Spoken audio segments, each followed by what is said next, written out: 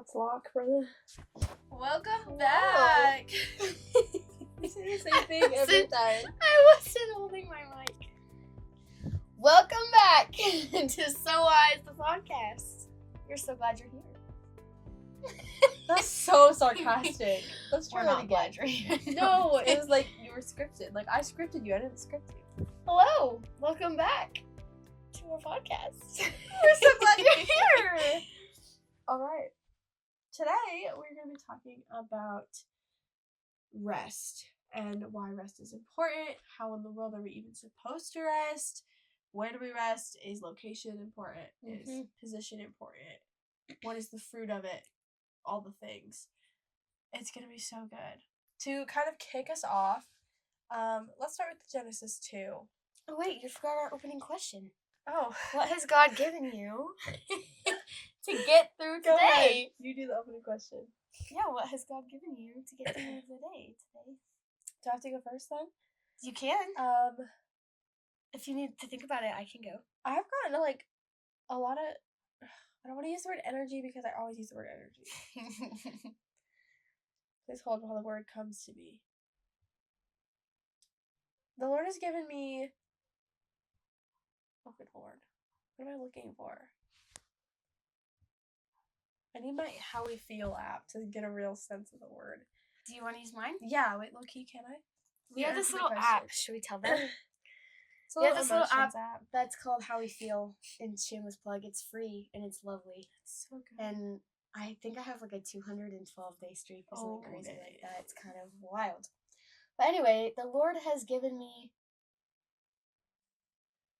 joy.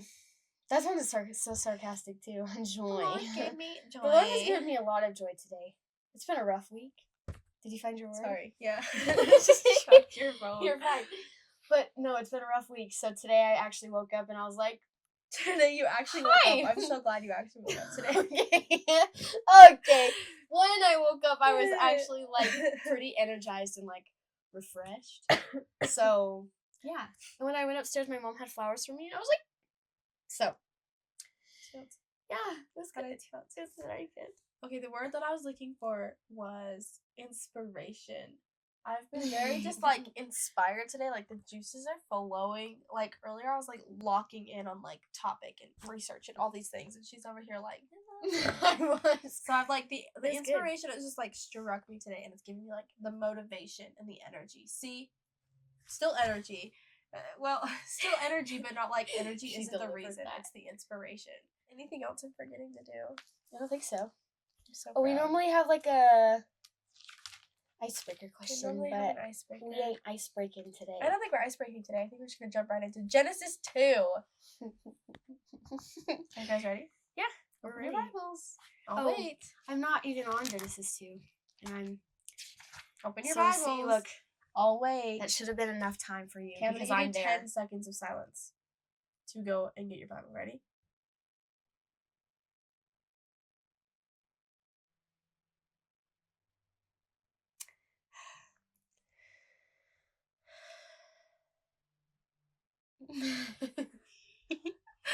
Okay, welcome back. We are in Genesis 2. We're going to read verses 1 through 3. Please read with me. Thus the heavens and the earth were completed in all their vast array. By the seventh day, God had finished the work he had been doing. So on the seventh day, he rested from all his work. Then God blessed the seventh day and made it holy because on it he rested from all the work of creating that he had done. Two things that I want to point out. First, he said the work he had been doing. Wait, where did it go? Finished the work he had been doing. He rested from all his work, and then rested from all the work of creating that he had done. So I think something important to notice there is that there was work being done that was causing a, I wouldn't say exhaustion, but there was causing a need for rest. Second thing that I wanted to note, was that he had blessed it on the seventh day specifically and made it holy. Which is kind of the concept of a Sabbath. We're not going to get crazy into Sabbath itself in this episode, but the concept of a Sabbath is a position and a place of rest. And so kind of just wanted to point that out. I don't know that 7 days is practical for us in our day and age as much anymore. I do think that it should be strived for more often than we strive for rest, but I don't know that like setting aside the seventh day every single week is entirely applicable. But I do think Yeah. like really quick, like the concept of like having a reset day, or like if you're on social media or TikTok at all, there's always like the Sunday reset or like the Mhm. Sunday self-care day or like whatever that looks like. Like what would that look like to invite the Lord into that rest? Ooh.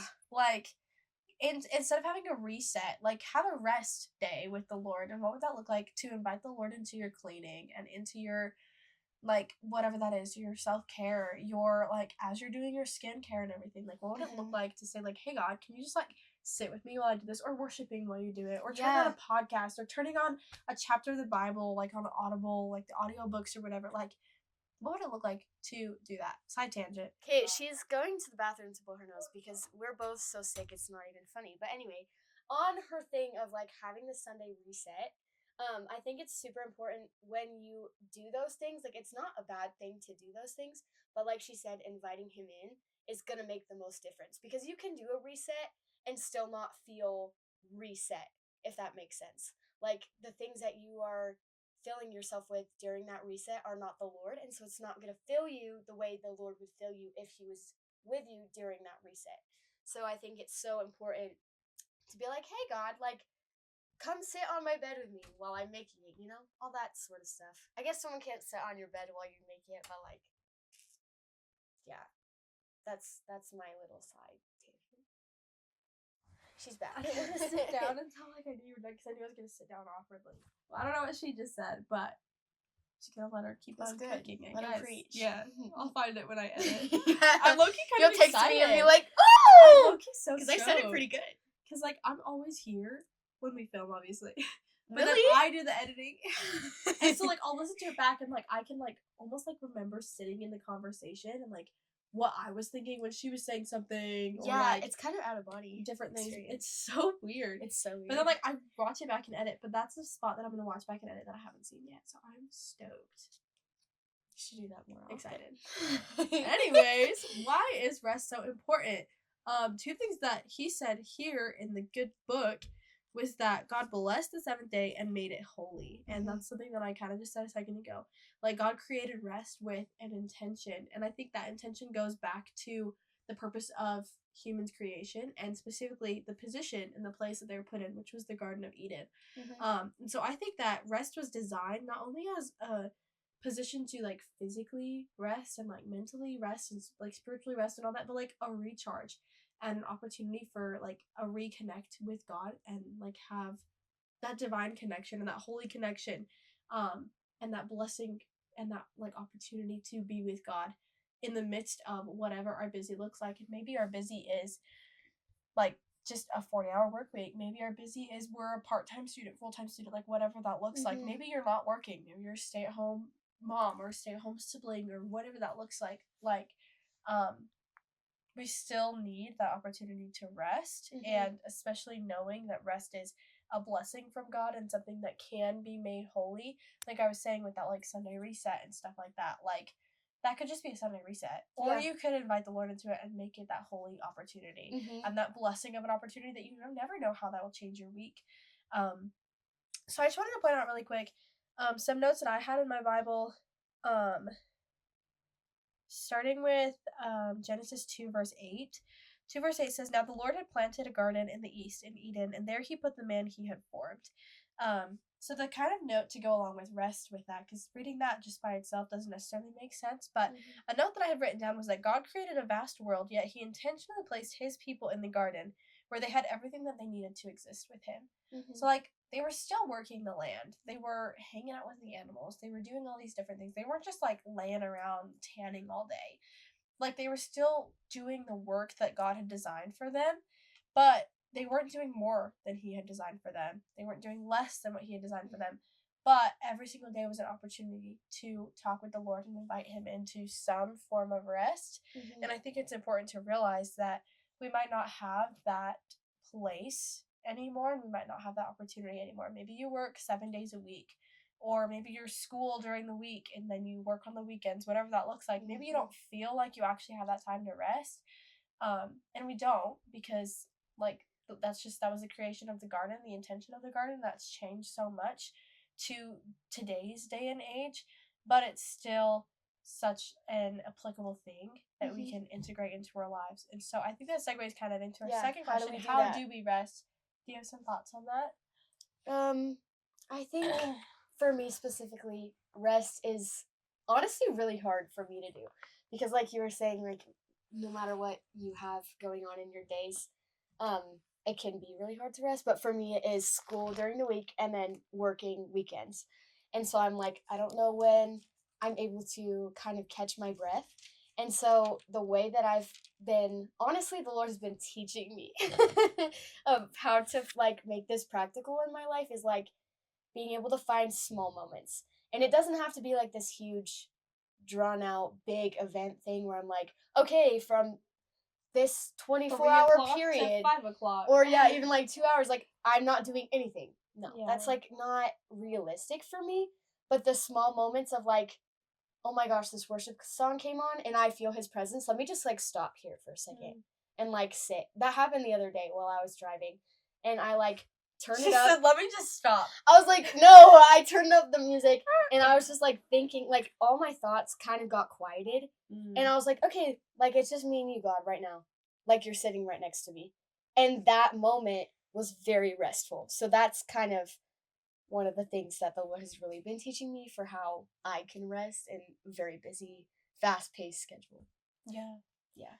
And I think along with that, like I totally agree with your point, but I also think there's some times that you can build intentional times of rest. Oh, for sure. And if that's like, maybe that is, hey, I don't really do anything on Sunday except for my reset, so I'm going to invite the Lord into my reset, and that's my time of rest. I would also argue that to some extent, inviting the Lord into your version of rest can become unhealthy because then you're not fully resting all the time. So I would caution away from doing that every single time. Because like the Lord really does just want to be with us and just sit with us. And like even Jesus went on his own and did different things, and he went up to a mountain to be free of distraction, and he would hang out with all these people, and then he would walk away from those people.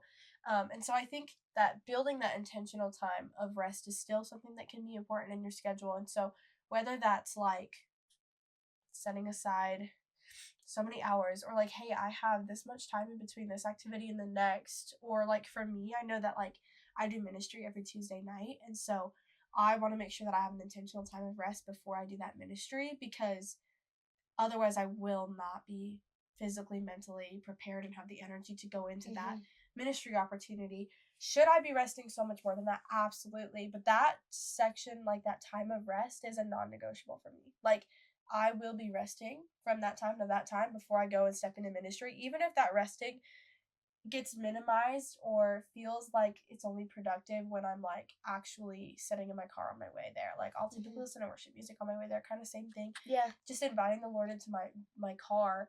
I saw a reel this morning, actually, this is kind of cool. I saw a reel this morning that was like a big Christian creator that I follow, and she was talking about like my car isn't just a vehicle of transportation, like my car is a holy space. Like my car is a place that I cry. Too. Yeah, my car is a space that I cry, the place that I worship, the place that I like beg to God, the place that I celebrate with the Lord, like all these things. Like my car is not just a mode of transportation for me, like this is a vehicle for the Holy Spirit. And so I think turning like in the realm of rest, like turning our spaces into that, like this room is a vehicle for the Holy Spirit, my car is a vehicle for the Holy Spirit, and that kind of goes along with spaces of rest too, like establishing that space, like you've talked about your prayer room, like in your closet, your little area, like you have that ability, that space to be able to like, this is like, yeah, this is where my clothes are, but like this spot right here when I'm sitting right here is me and the Lord, and like nobody else, nothing else, just me and him. And for like finding that space that you feel like is your little bubble to just sit and rest. Yeah, you know. I do. So yeah, that's good. Very good. Yeah, I think it's good because that's how you position yourself too, is when you go into it with that mindset of like, my car is my like vessel for the Holy Spirit, or my like closet is, then you're like, okay, this is my time, this is my space, like I'm just gonna sit here with the Lord, free of distractions. A lot of times when I do sit in my closet, I don't bring my phone. Mm.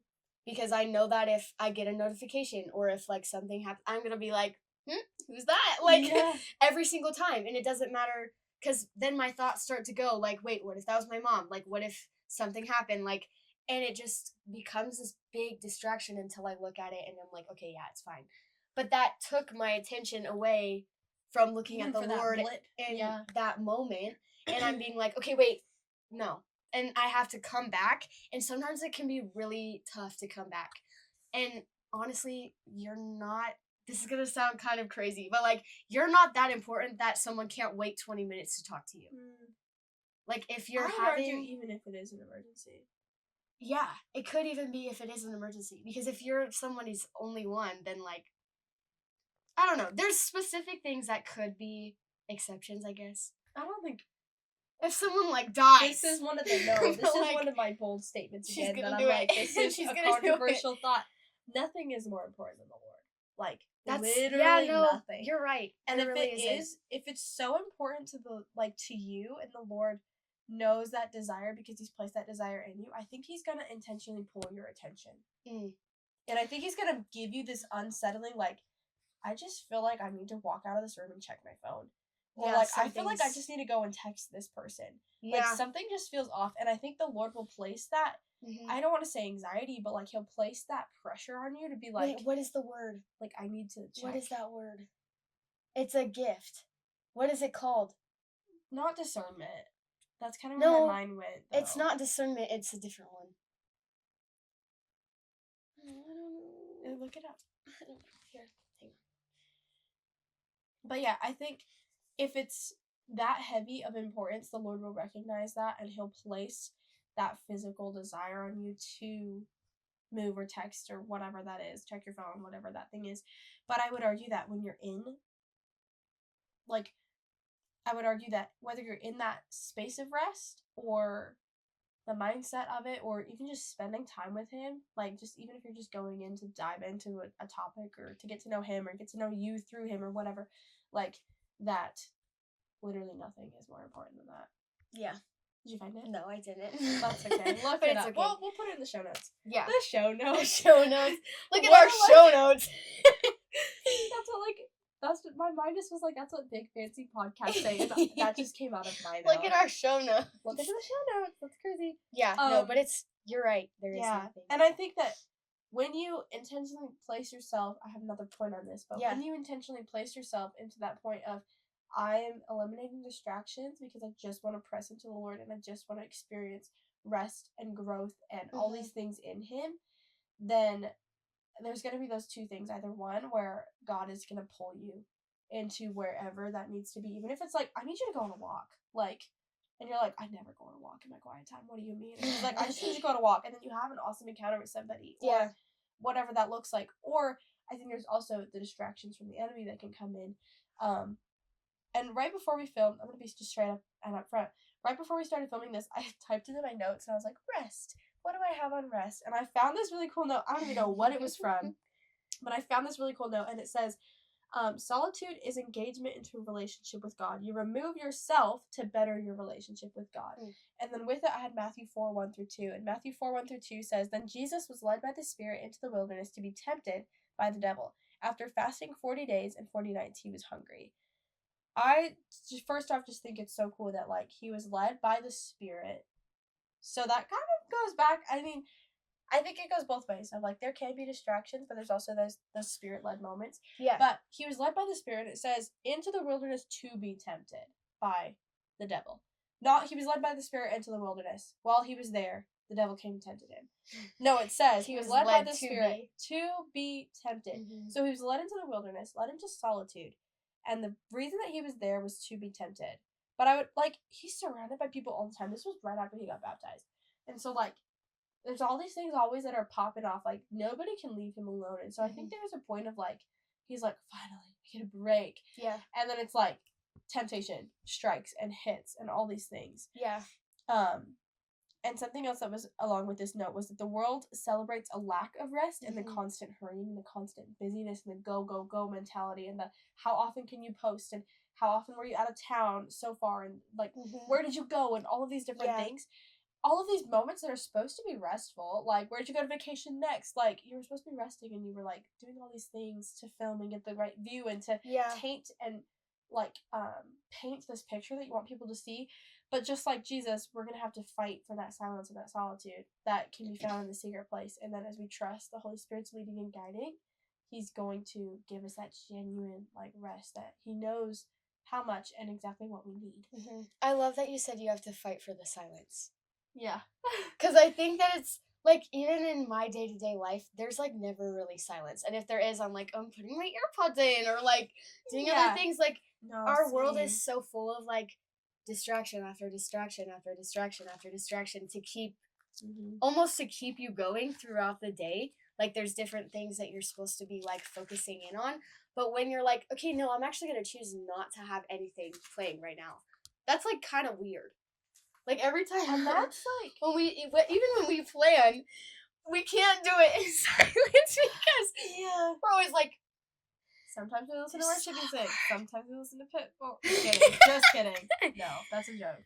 We'll talk about that very another much. time, Yeah, but- that's very much a joke. Go on, sorry. But no, but like we do have to like put something on, and it helps. Sometimes it does help you focus, but there's specific things that when you're sitting in the silence, the Lord is going to speak to you in ways that you would not have heard if you were listening to something else.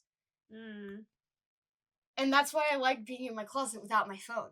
Because there's so many times where I'm just sitting there and I like literally and like my thoughts are running rampant. And then I get this thought that's like peaceful and like stop. Like you're doing fine. Like random little things. But I wouldn't have gotten that if I would have been listening to worship music. I could have been thinking about the lyrics. If I was listening to like I don't know, something else. Like silence is so important for your relationship with God to grow you because he will speak in the silence. And I think I like that you mentioned worship music and that you'd be listening to the words because I think if you're listening to the right worship music, and I'm just gonna leave it at that. We could go on and on about that, but I'm just gonna leave it at that. Maybe If different you're- episode, but we'll see. We'll see. But I think if you're listening to the right worship music, it'll always lead you back to the word. That doesn't mean that we always follow through. But like I was listening to a song earlier when we were planning and stuff, and one of the phrases that was said is "you become what you behold," and I was like, oh, like I've heard that in a verse. Like, what is it? So I looked it up and was like trying to find it and find the context and all of these different things, and that was a moment for me of like walking into like, okay, now I get to experience the word and what he says about this and all these things. And that came to a point where actually like one of our next points about the fruit of resting, like that's where that stemmed from, was like, okay, like, you know, like putting those connections together simply because I heard a phrase in a worship song. So I think that even if you're in silence and your in silence looks like in worship, then like the Lord will lead you back to him every single time. And I think that's a really cool like opportunity for growth.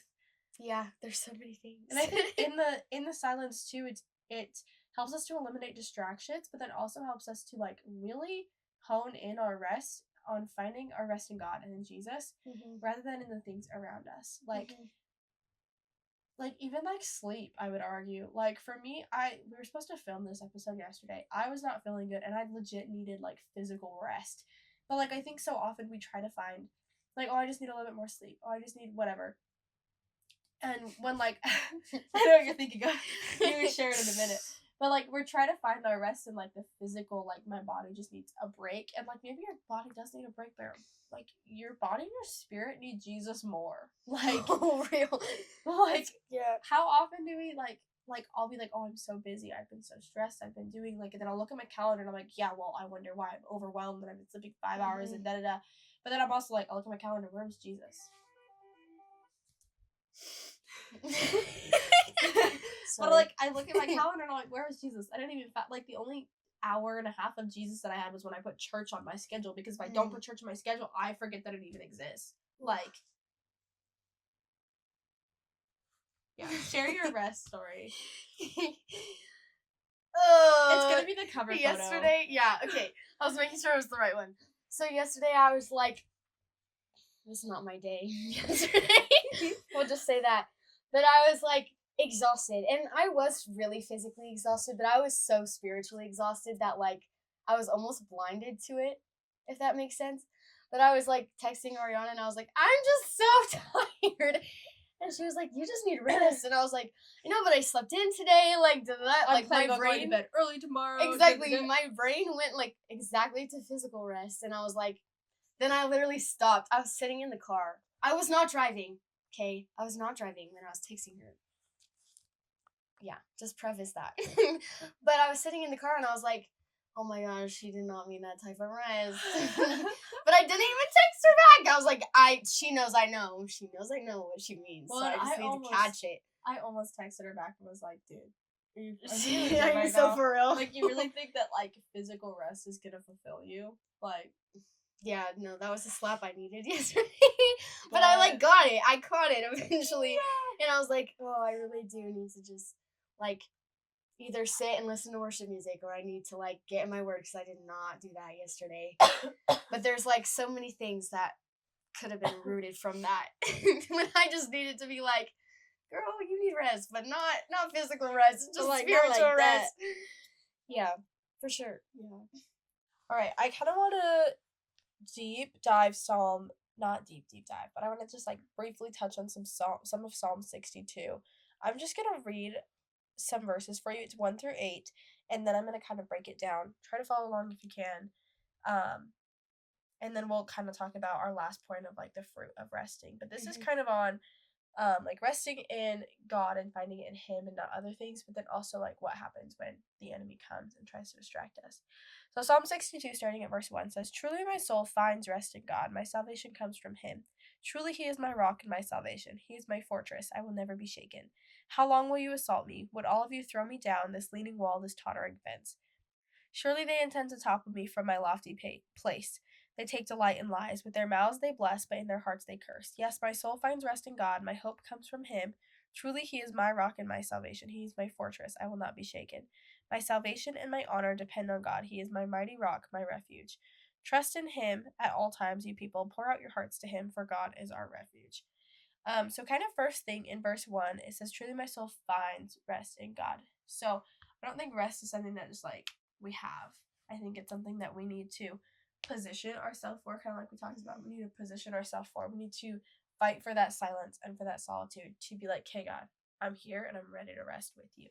And we find that from Him, and then also with that, like, our salvation will come from Him and from positioning ourselves in the right places. And then it's kind of a sandwich of He is my fortress and I will never be shaken in verse 2, and then in verse 6, "Truly He is my rock and my salvation." It actually is the exact same verse twice. Verse 2 says, "Truly He is my rock and my salvation. He is my fortress. I will never be shaken." And then in verse 6, "Truly He is my rock and my salvation. He is my fortress. I will not be shaken." And a note that I had is like, this phrase is repeated twice because there's so much emphasis that the psalmist wanted to place on God as rest, salvation, a fortress, and a rock, which I think is important, because in between that, verses 3 and 4, it talks about the enemy's attempt to steal and to destroy. It says, "How long will you assault me?" And that's talking about the enemy. How long is he going to attack? And then, "Would all of you throw me down, this leaning wall, this tottering fence?"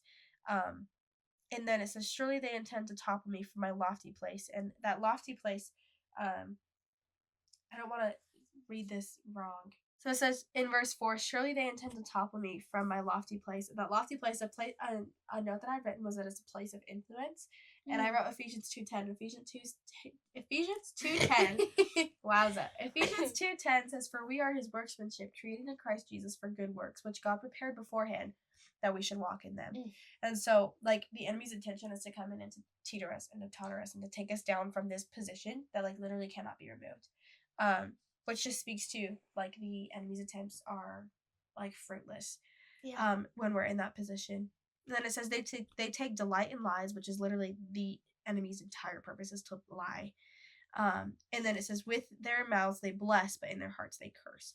So, like, there's these different attempts that are made by the voice that sounds so similar to God, but has these little tainted lies in it that can take us from our position, or we can continue to press on towards our position. And I think that when you find that position of rest, in God specifically, then you're going to be sandwiched in that rock salvation fortress, not be shaken. But when you find your rest in other things, that's where the enemy's lies are going to like punch you in the stomach rather than tap you on the shoulder, you know? Yeah, even when Jesus is getting tempted, like back to that verse. Like Yeah. if he wasn't like with the Father, not that Jesus would have been tempted, but like he did that on purpose to like show us that how important it is to be in between God and like him being our rock, because when he's not, that's when you're right, that's when the enemy's gonna come and he's gonna shake you and the winds are gonna blow and you're gonna be like, oh my gosh, like I don't know how I got to this place. And you're the Lord's gonna be like, hey, I'm right here. Well, and not only that, but like Jesus was tempted in the wilderness. Yeah, He went there and to we're be going to tempted be in the tempted. wilderness. And the tempter, like the devil in this scenario, felt and sounded so legit. He literally said in verse 3, wait. Yes. Wait. I don't know that this is I mean, he's testing the Lord's like strength and ability. And so he says, the tempter, on verse 3 in Matthew 4, it says, the tempter came to him and said, if you are the Son of God, tell these stones to become bread. And then Jesus answers him with the Bible and with the truth. And then in verse 5 and 6, it says, then the devil took him to the holy city and had him stand on the highest point of the temple. If you are the Son of God, he said, throw yourself down, for it is written, he will command his angels concerning you, and they will lift you up in their hands, so that you will not strike your foot against a stone. He gave truth. The only thing that was like a blatant attack, the steal, kill, and destroy of the enemy, was saying, if you're the Son of God. He tested Jesus's position in the Lord. And I think that is why it's so important, like Ephesians 10:2, we are his craftsmanship. We are his workmanship. We are what he has created us to be. Ephesians 2:10, yes. And as long as we're sitting in that and in who he's designed us to be and sitting in him, as Jesus was in this moment, the lies of the enemy are just going to bounce. And he can't tempt us and test us with the, if you are really God's child, then XYZ. If you are really a daughter of the king, then da-da-da-da-da. If you're really a son, da-da-da-da. Like all of these different things. So he sounded so legit. He sounded like he was speaking truth, like he was spitting bars. The only thing that was wrong in his entire statement was, if you are blank. Like, if you are this position. So I think it's so important to find our rest and our position in God, because if we're not, like, we are placing our worth and our identity in other things, and then that if you statement is gonna apply. Yeah. And that's like one of the most unfortunate and hardest positions we could be in. Like especially going back to that, when the goal is rest. Yeah, and like going back to that, you're not that important. Like you're really not. I'm sorry if you thought you were, but you're not. Like the Lord is the most important thing. So. Yeah, and you're not that important to people. You're so important, the most important to God, but you're not that important to people. Yeah. Or to the enemy. Like, he's not. There's so many billion people. The enemy is not, like, in his home counting the hairs on people's heads. No. And looking at all the scars and all the hurts of all these people. The enemy is not doing that. The enemy is not keeping track of everybody that he gets into his kingdom. The Lord is counting hairs on your head. And the Lord is pruning. And the Lord is intentional with his plans for each and every person. Yeah. The enemy doesn't give a piece of baloney about it. Like, he just does not care. Yeah. So why in the world are we placing our value and our identity and our entire embodiment of mental and physical and spiritual rest on things that are clearly going to lead us down that path rather than the path towards the Lord who created us? And after creating us, like, new so well, back to that first thing of Genesis 2, like, after creating everything new, like, this is good. And he just sat back. And he just rested. Yeah. Like, I want to serve that guy. Yeah. I do serve that guy. Whoa! I was going to say, whoa, she already does. But, you know what I mean. I think to wrap up really quick, what are the fruit of resting? One thing that I wrote down is God will prune you and grow you in a new way during rest that he never could if you didn't just stop for 2 seconds to hear his voice and to just sit with him. So I think there's so many things that the Lord wants to... there's so many things that the Lord would rather whisper to us than yell at us. But we are so loud that it gets to a point of either he has to yell at us, and then we feel like it's being taken, again, but like Mhm. we feel like it's being taken like in a harsh tone simply because we were too loud for him to whisper it to us, and we didn't actually slow down and be like, okay, Lord, I'm literally just gonna sit in silence. Or like, Lord, what music do you want me to listen to? Like, Mhm. what song should I play? Like, whatever. And I think, honestly, I feel like some of the times that the Lord has spoken to me the most in my resting and just sitting with him has been when I'm like, hey God, I just know that the next worship song is from you. My like worship list is on shuffle. There's so much stuff on there that like who knows what comes up. It could be like bumping. It could be slow and calm. It could be some Chris Benzema, like whatever. Mhm. Like just like, hey Lord, I know that this next song is from you, and then he's just like, here you go. Like those are the places that I find I can hear his voice the most, when I literally am like, literally your power, not mine. Mhm. And what are you gonna do? Not even like, let's see what you can do, but it's like, what, like What are you gonna expectancy do? rather than like Ooh, demand. expectancy. Literally, Mom, that's so good. That's so good. There's so much that comes from expecting things from him. There was a sermon that I listened to a while ago, like maybe even a couple years ago. But it was talking about how when you expect God to do something, he's going to show up in a way that you might not have caught if you weren't expecting him to do something. And when you're like positioning yourself and being like, okay, I can't do anything with this, but I expect that you're going to do something, then you're looking for it. Yeah. When you could have just been looking inside of But you're yourself, not being even like, wait, really- what am I doing? You're Well, like, nope, I know that he's going to do something. But you're like not even really looking for it. No. Like you don't even just know what's to going look to happen. for. You're just like, Lord, I know that you're gonna take care of the situation. Yeah. What you got? Exactly. You know. And it like cuts, but not in a testing way. No. At all. But it like cuts your doubt. Yeah. Like you stop being like, what's gonna happen? Like your anxiety and your doubt, boom. You're like, nope, I know he's gonna take care of it, so why am I even worrying about this? Let me just like rest here for a moment. Because I am not full of doubt and worry.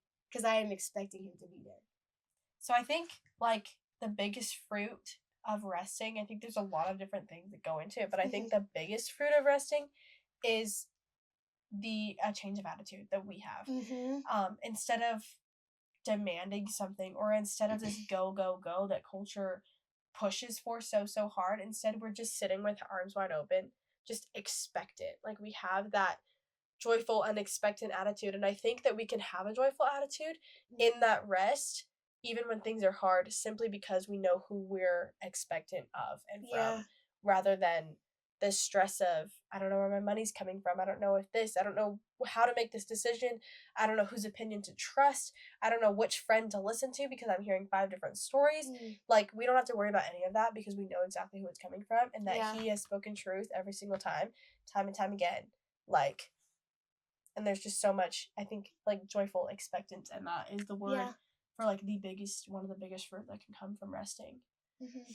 And like, not to mention, I think probably 2 things, I guess, that, and then also that knowing that God created rest as a divine and a blessed and a holy opportunity to simply be with him and to have a stronger relationship with him. Like I said earlier, solitude is engagement into a relationship with God. I remove myself to better my relationship with him. So I'm taking myself out of the equation so that I can get to know him, which sounds like counteractive, but like that's the one, you know? We're so blessed to be able to do that. Yeah.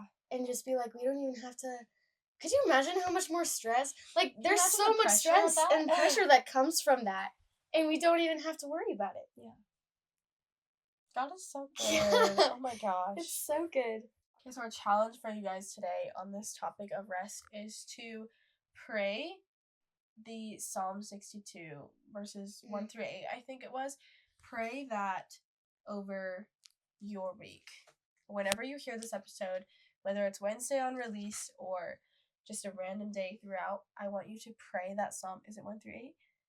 Pray that Psalm 62, that first little half, over your life and over your week, as an act of like trust and an act of like boldness and faith that the Lord will become your rock and your salvation and your fortress and your saving and all of these things, as you continue to pray it. Maybe Yeah. every morning. Maybe Yeah. every morning when you wake up, when you're getting ready, when you're washing your face, pray that psalm over your life. Even if it's just that one verse, that Mhm. one verse that's repeated twice. Like that one verse. Just pray that over your life. I think it's verse 3. No, yeah. Yeah. Pray that verse over your life and pray that verse over your day as just again that act of faith that like the Lord will become that for you if he's not that already. Yeah. Or that act of like solidifying in your minds that that is who the Lord is, and that because he is that, you can rest knowing that he's going to take care of it and he's going to take care of you. Yeah. And be expectant that he's gonna do something Yeah. about it, even if you're That like joyful feeling expectancy. Yeah. For sure. Mm-hmm. That can be found simply just because we rested with Mhm. him. That's so good. Yeah. I love it. I don't have anything else to say. I think that's it. That was awesome. Cool. Well, Thanks for watching. love you so. Love you so. Bye. Bye.